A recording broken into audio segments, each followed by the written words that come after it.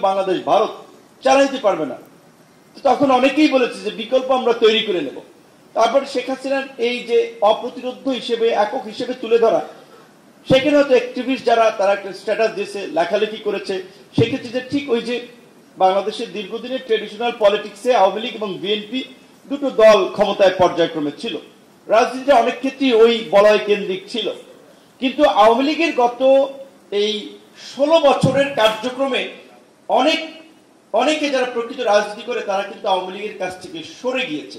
এবং এই জুলাই গণ অভ্যুত্থানেও দল মত নির্বিশেষে যে সমস্ত মানুষ ছাত্র আন্দোলনের পক্ষে ছিল কিংবা এই অন্যায়ের প্রতিবাদ করেছে, অবশ্যই তাদের মধ্যে বিবেক আছে, তারা পরিবর্তনের পক্ষের লোক। সেই হিসেবে আমার মনে হয় যে তাদেরকে আমাদের ওইভাবে মূল্যায়নটা করতে হবে, কারণ এই ধরনের পরিবর্তনের পরে প্রত্যেক সমাজেই বড় ধরনের ডিভিশন তৈরি হয়। এখন কালচারালি ধরেন একজনে ফর এক্সাম্পল আগে আওয়ামী লীগ করেছে, বাট জুলাই থেকে তার একটা শক্ত এবং শক্তিশালী ভূমিকা ছিল।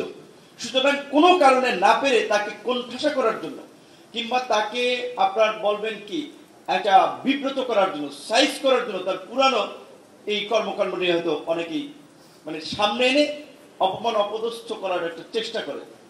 এখন এই জুলাইয়ের পরে আসলে আমরা সংস্কারের ব্যাপক একটা জোরে সোরে আলাপ আলোচনা করছি। যারা গভীরভাবে সমাজ এবং রাষ্ট্রকে বুঝেন তাদেরকে কিন্তু এটা ভাবতে হয় যে আমাদের রিফর্ম প্রসেসের সাথে সাথে আমাদের একটা রেকনসিলিয়েশন বা পুনর্মিলন, পুনরায় সমন্বয়ের কথাটা আমাদেরকে ভাবতে হবে জাতি হিসেবে।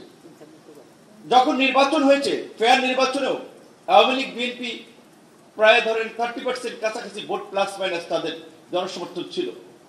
আমরা মনে করি যে জুলাইয়ের গণ অভ্যুত্থানের মধ্যে দিয়ে জনগণ আওয়ামী লীগকে ছুঁড়ে ফেলেছে এবং আওয়ামী লীগের রাজনীতিকে প্রত্যাখ্যান করেছে। একই সাথে আওয়ামী লীগের যারা দোসর ছিল এই 16 বছরের ফাঁসিবাদ কায়েমে, যারা রাজনীতির লুটপাটের হালুয়া রুটির ভাগিদার ছিল, জাতীয় পার্টি সহ আরো যারা, অবশ্যই তাদের এই গণ অভ্যুত্থান পরবর্তী বাংলাদেশে রাজনীতি করার অধিকার থাকে না। তার মানে এটা নয় যদি ধরেন 1 থেকে 1.5 কোটি মানুষ আওয়ামী লীগের সক্রিয় সমর্থক থাকে, আমি সবাইকে রাজনৈতিক অধিকার থেকে বঞ্চিত করার কথা বলছি না, আর বলাটা সঠিক মন্তব্য না। যারা সুনির্দিষ্টভাবে অপরাধের সাথে জড়িত ছিল, জনগণের উপরে অত্যাচার নির্যাতন লুটপাট করেছে, তাদের বিচার হোক, তাদের মামলা হোক। এই বিচার এবং মামলা শাস্তির পরবর্তী প্রক্রিয়ায় যারা এই দেশে থাকবে, সমাজে থাকবে, তাদেরকে নিয়ে কিন্তু আমাদেরকে একটা রেকনসিলিয়েশন প্রক্রিয়া বা পুনর্মিলনের দিকে আমাদেরকে যেতে হবে। আজকে আমি ঐক্যমত্য কমিশনের আলোচনা থেকে এসেছি। আপনারা জানেন বিস্তর আলাপ আলোচনা হচ্ছে পুরো শাসনতান্ত্রিক কাঠামো নিয়ে, বিশেষ করে 10 বছরের বেশি যেন কেউ প্রধানমন্ত্রী থাকতে না পারে, কারণ একাধিকবার টানা প্রধানমন্ত্রী থেকে তো শেখ হাসিনা স্বৈরাচার হয়েছে। দলীয় প্রধান এবং সরকার প্রধান যেন একই ব্যক্তি না হয়, কারণ দলীয় প্রধান একটা দলের, সরকার প্রধান পুরো দেশের, সুতরাং তার ওই একটা উদার দৃষ্টিভঙ্গি থাকা দরকার। আমাদের দেশের রাষ্ট্রপতিকে বলা হয় যে তিনি আপনার মিলাদ এবং কবর জিয়ারত ছাড়া আসলে ওনার কোনো দায়িত্ব নাই, ডিউটি নাই, ক্ষমতা নাই। সেই জায়গা থেকে এখনকার এই আলাপ আলোচনা হচ্ছে যে প্রেসিডেন্টের কিভাবে এম্পাওয়ার করা যায়, প্রধানমন্ত্রীর এককেন্দ্রিক ক্ষমতা কমিয়ে কিভাবে প্রধানমন্ত্রী রাষ্ট্রপতির ক্ষমতাটা ভারসাম্য করা যায়, এবং একটা ভারসাম্যপূর্ণ সংসদ। বাংলাদেশের নির্বাচনগুলোতে দেখা গেছে আপনার আওয়ামী লীগ বিএনপি 90-এর পরবর্তী সময়টা যদি আমরা ধরি, যে লাস্ট 3 দশকে দুটো দল সরকার গঠন করেছে, 30, 35, 40% ভোট পেয়ে, 40% ভোট পেয়ে সরকার গঠন করেছে। আর 60% মানুষ তাদের মতামতের কোনো দাম নাই। 40% ভোট পেয়ে যা ইচ্ছে তারা সংসদে আইন বানাচ্ছে, সিদ্ধান্ত নিচ্ছে। বিরোধী দলের খালি আন্দোলন ছাড়া রাজপথে কোনো কাজ নাই। কিন্তু সেই কারণে আমরা বলছিলাম যে বাংলাদেশে যদি আনুপাতিক হারে নির্বাচন ইন্ট্রোডিউস করা যায়, সেটা হচ্ছে এই একদলীয় আধিপত্য বিস্তারের সংসদের পরিবর্তে একটা ভারসাম্যপূর্ণ সংসদ হবে। এইখানে অনেকে বুঝে, অনেকে না বুঝে মিডিয়ার মাধ্যমে, বক্তব্যের মাধ্যমে একটা প্রোপাগান্ডা ছড়াচ্ছে যে হচ্ছে কি আনুপাতিক হারে নির্বাচন হলে আপনার বছর বছর সরকার পরিবর্তন হবে। ভারত কিংবা ধরেন, যাই হোক, আমাদের যেহেতু ইন্টারন্যাশনাল কিছু ডিভিশন আছে, আমাদের কিছু বিষয়ে অনৈক্য আছে, যারা বাংলাদেশে একটা প্রভাব বিস্তার করছে, তারা সরকার ফেলে দেবে। পাকিস্তানে ইমরান খানকে যেভাবে হটিয়ে দিয়েছে, তো দেখেন আমাদের যদি যে আলোচনা হচ্ছে দ্বিকক্ষ বিশিষ্ট সংসদ হয়, আলোচনাটা হচ্ছে যে এখন আপাতত উচ্চ কক্ষে আমরা 100 যে সংসদ সদস্য হবে সেইখানে আমরা আনুপাতিক হারে নির্বাচনের ভিত্তিতে আমরা প্রতিনিধি নিশ্চিত করব।